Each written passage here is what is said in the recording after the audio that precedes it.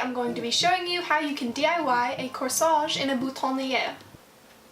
Maggie, are you yawning? That's so cute. So first of all, hello, welcome back. It's been a while, I know, I'm sorry. School really decided to beat me up in the last couple months, but I'm surviving, barely. People buy corsages and boutonnières a lot at this time of year. The bad thing about this though is they are extremely expensive at the florist. My brother said that he saw some that were made with artificial flowers for upwards of $50, and that's a lot to spend on, you know, something that is so easy to make. So I've never made a corsage or boutonnière before today, but it turned out to be super easy and also super budget friendly. You can do it for less than $20 if you have a couple of the materials handy already. So with that said, let's go ahead and get right into it.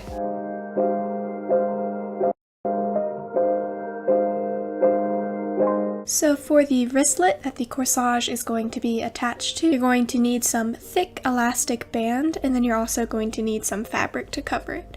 Cut a piece of elastic that's actually shorter than the circumference of your wrist because it's going to stretch. Then you're going to take your fabric that you're going to use to cover the elastic, and you're going to cut the fabric the circumference of your wrist. But make sure you always leave a little bit of excess room just because of seam allowances, and sewing things, they tend to be smaller than they are larger. Make a tube with the fabric, and you're going to insert the elastic inside the tube.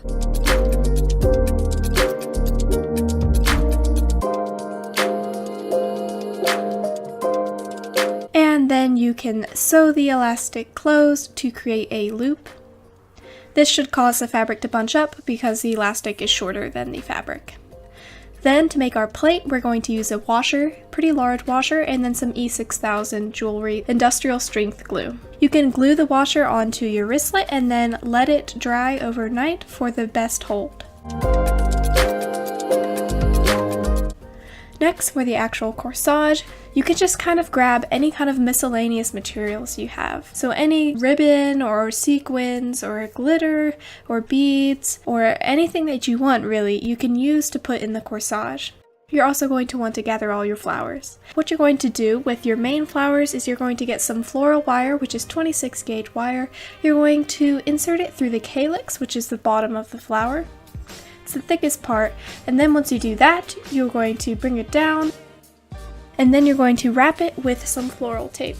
The floral tape is motion activated, so it has wax on it, and it will get tacky when you stretch it.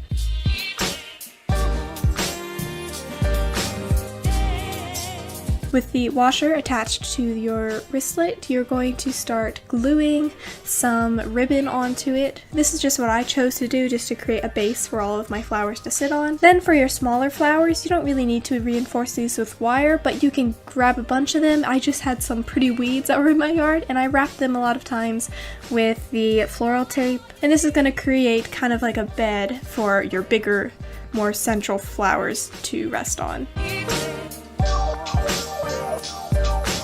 In a circular fashion, you can start gluing down these bundles of smaller flowers. You want to do it so that the whole corsage has flowers on every angle. Next, you can just basically take all of your big flowers and just start hot gluing them in places. You really can't go too wrong with this, and it's gonna look good pretty much whatever you do. So with the boutonnière, I just got some more of that same fabric and I folded it a bunch over a couple of petals that matched. And there isn't really a rhyme or reason to this, I just kind of hot glued it in place, however I liked it. And then I took another one of those flower bundles that I made with the floral tape, and I just hot glued that inside the little fabric bundle as well. On the back, I put some more of that matching ribbon and I folded it in loops as well.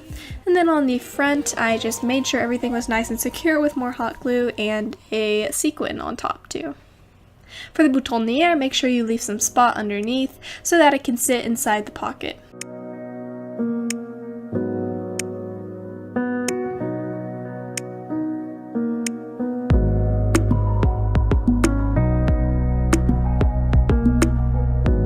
if you're not going to take photos right away, be sure that you spritz some warm water in a Tupperware and then set your Corsage Boutonnière carefully inside, and then you can set it in your fridge until you're ready to go. And that's about it.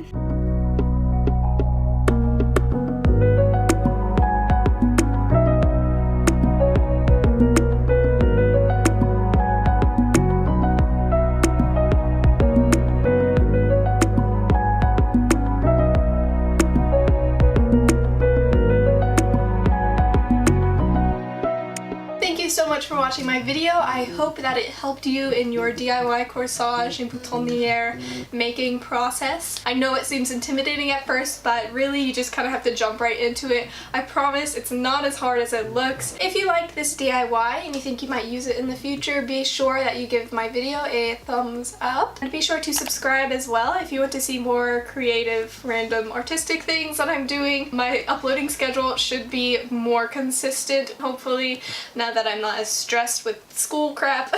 And I have a lot of really exciting projects that I'm working on coming up as well, so I can't wait to film them, edit them, and share them with you all. Thank you so much for your support, and thank you for watching my video all the way through, and I can't wait to see you with another video soon.